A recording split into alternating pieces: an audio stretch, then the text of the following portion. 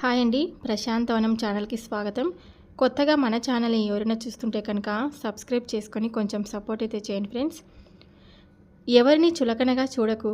ఎవరికి తెలుసు, ఈరోజు నువ్వు తొక్కిన రాయి కూడా రేపు శిలగా మారి గుడిలో దైవంగా మారవచ్చు. మనిషి జీవితం కూడా అంతే. అసూయతో బ్రతికే వారికి సరైన నిద్ర ఉండదు.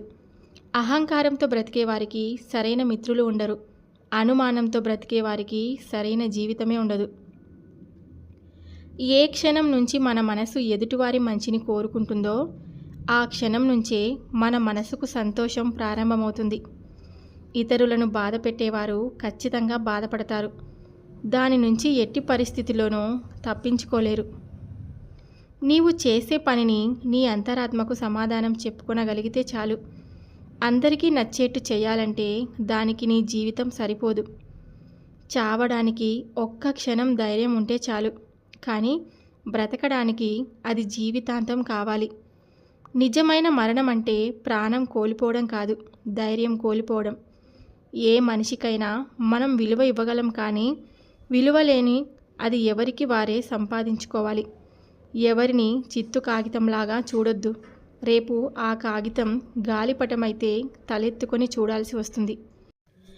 దాచిన రూపాయి నిన్ను ధనవంతుడిని చేస్తుంది. దానం చేసిన రూపాయి నిన్ను ధర్మాత్ముడినిగా మారుస్తుంది. ధనం కాటి వరకే వస్తుంది, ధర్మం దైవం కాళ్ళ దగ్గరకు తీసుకెళ్తుంది. అన్ని రోజులు మనకు అనుకూలంగా ఉండవు. మనది కాని రోజు మనం మౌనంగా ఉండాలి. మనదైన రోజు అన్నిటికీ సమాధానం దొరుకుతుంది. నీకు మర్యాద దొరకని చోట నువ్వు కాలికి వేసే చెప్పులైనా వదలకు. మనమంటే ఇష్టం ఉన్నవారు మన మాటల వెనుక బాధను అర్థం చేసుకుంటారు. మనమంటే ఇష్టం లేనివారు ప్రతి మాటలోని తప్పుల్ని వెతుకుతారు.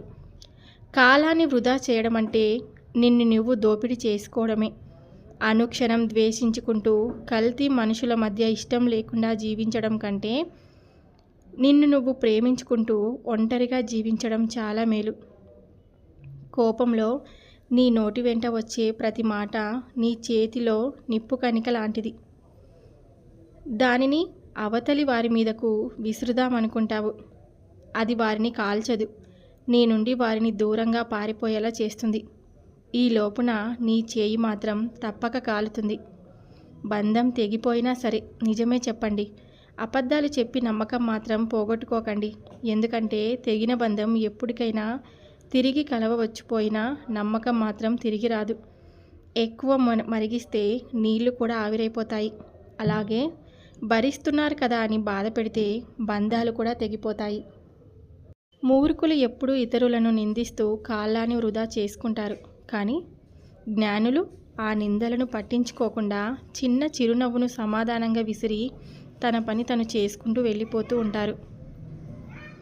ఇన్ని రోజులు మనకు అనుకూలంగా ఉండవు.